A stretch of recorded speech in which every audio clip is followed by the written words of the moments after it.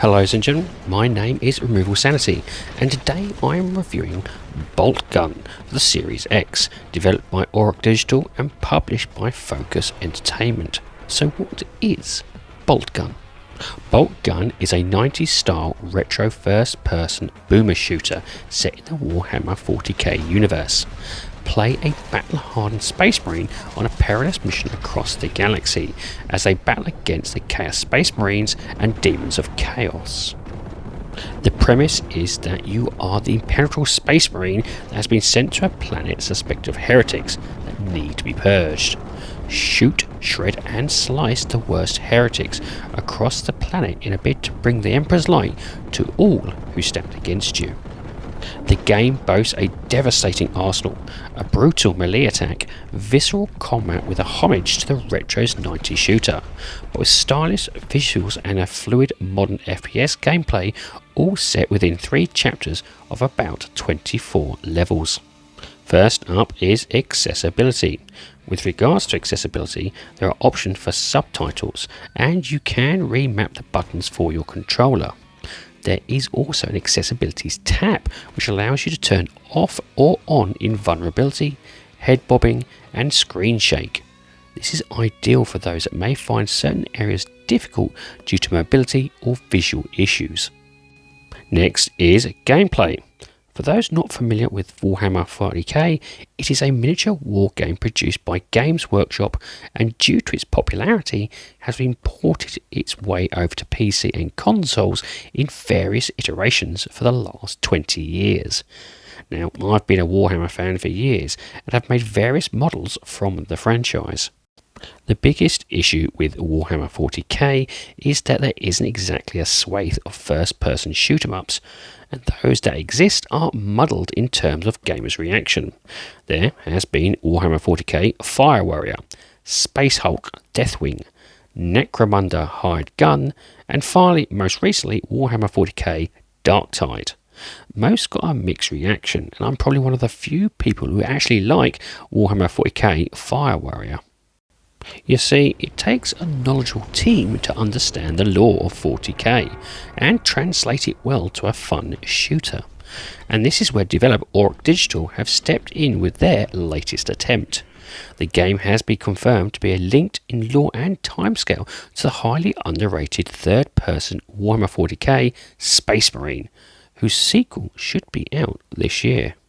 The game starts off with you as battle-hardened Space Marine Malum Kado being dispatched to Adeptus Mechanicus' Forge world of Greya to investigate some concerning potential taint.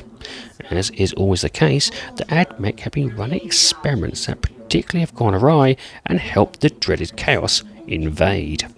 You get into your dropship with your team and go ready to purge this filth. But, like all good stories, a botched landing leaves you as a lone survivor in a bid to cleanse the forces of chaos, armed with only a devastating supply of powerful weaponry. The core tenets of any classic boomer shooter is gunplay, level design and atmosphere, and it's the gunplay I'm starting off with first. You start off with your trusty chainsword that when highlight an enemy and then lunge you forward to them as you then brutally cut them in half. If they have a bigger health board than expected, you can spam the attack button to keep the chainsaw going and whittle down their health in an even more brutal fashion. Of course, no Warhammer 40k is complete without the iconic Space Marine bolter, which the game's title takes reference to. It's when you get this beauty, the game then shows off its true brutal, enjoyable and engaging gameplay to its fullest. You'll soon be sidestepping, firearm juggling and slicing enemies in half in such regularity your only thought will be see what horrors you can bring to the next enemy. One of the first things newer players will realise is that there is no upgrade or perk system as like new games prefer to show off. Mostly because, in essence, you're already perfection, as the God Emperor intended. You will plough your way through enemies using the finest weapons that 40k can offer, from heavy bolt gun, shotgun, plasma gun, and even the melter gun, each bringing a new pain to your phone. few heretical beings will be able to stand up to what hell you will bring down on them. Now, whilst there isn't any perks or upgrade system, that isn't saying there isn't anything to transform your weapons. Hidden power-ups will change the weapons you're holding's ammo type. You'll get a much more dangerous but limited option, like Kraken ammo, before returning back to its original ammo type. These are best saved for harder foes, as your basic ammo is more than enough to deal with weak enemies. Basic enemies go down in 1 or 2 shots in a beautiful explosion of death, coating the area in buckets of blood and heretical gibs. Bigger enemies like Chaos Marines will take more hits, but switching weapons on the fly and combining your chainsaw attacks will make swift work of these too. End bosses are probably your toughest foes, whose health bar often stretches the entire screen, but with a powerful arsenal at your hands and a devastating void grenade, these too can be short work. Speaking of health bar, in true boomer shooter fashion, your health bar doesn't replenish over time. Instead, each level is filled with both health and armor pickups for you to grab, strewn around the landscape, ready to be used when needed. Armor is called Contempt here, and is a perfect example of the lore being utilised to its fullest, because, let's face it, if you don't have contempt for the God Emperor's enemies, are you even a Space Marine? Next up is graphics. The game's visuals are superb and are a blend of 2D sprites alongside 3D environments, which hold a good steady frame rate.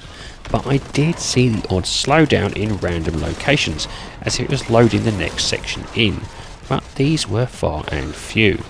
A nice touch is the ability to choose how pixelated you want your visuals to be to ensure that true retro aesthetic. But it's the level design where the game really excels though. Unlike the modern day shooters and their corridor linked or open world layouts, Boltgun goes back to basics with its key card finding to progress, but also adding some nice extra touches to keep things fresh. They are generally labyrinth-like levels, similar to dungeons in scope and depth. However, as you start to make your way through the levels, you soon realise verticality is also heavily emphasised, with often enemies or hidden power-ups being what seem to be unreachable locations. However, with your run, jump and mantle animation, areas of higher scale are soon open to you as you scramble up and leap off ledges to the next location. And these locations look gorgeous too, with a variety of zones being plentiful in their variation, showcasing off some of the very best visuals I've seen of the 40k world in a long time, and making them a joy to explore. Like the original shooters it tries to emulate, there are no maps you can turn on. It has preset enemies around each corner and tons of secrets for you just to happen upon. Enemy variation is also plentiful, with basic heretics, traitors Heret Arsates, the Chaos Space Marines, alongside demons of Tenek and Nurgle, and the Lords of Change and Plague. For those worried about the 2D sprites, it really doesn't matter when you are slicing and exploding your way through them in true gory fashion. Visual detail touches to the weapons also provide a nice extra feedback to the player, and worth their weight in gold. For instance, the heavy bolter when firing will slowly push you back due to the recoil it gives off. All of this makes the game sing, and for those of us who grew up with the original classics, will bring a tear to our eyes with nostalgia. And finally, sound. The game is voiced and the voice actors do a superb job with the limited voice work available. The best by far is the taunts you can pull off whenever you feel, simply by pressing the Y button. There is some fantastic one-liners regardless if you know the 40k lore or not, and being that's Raoul Caroli, a Warhammer fan himself doing it, sheer perfection. None will survive! My love of the Imperium is matched only by my hatred of the heretic. The Emperor sent me to redeem you in holy fire! There is some in-level narration that comes from the little servo skull that floats alongside you, but it's presented via text in the upper corner rather than voiceover, which for me made it easy to miss until the battle was over. The atmosphere of the game is off the charts, and sound design here pulls well above its weight. You truly feel weighty in your space armour simply by the quake sounds underneath your feet as you walk. Shotgun shells hitting the floor after a reload are a perfect pitch. The thunderous beefy sounds of the bolt gun hitting squishy flesh are quiet to the ears. Combine this to a Doom-inspired metal soundtrack thrashing about you as you mow down heretic after heretic, just brings the biggest smile to my face.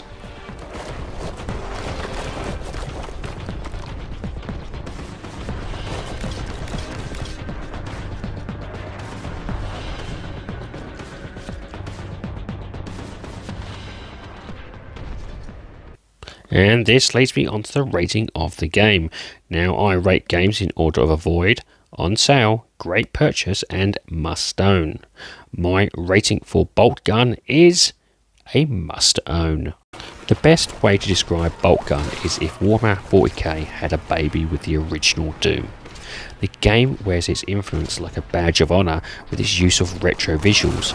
You'll use your colour-coded keycard hunting to progress, and its simplistic, over-the-top, brutal gameplay.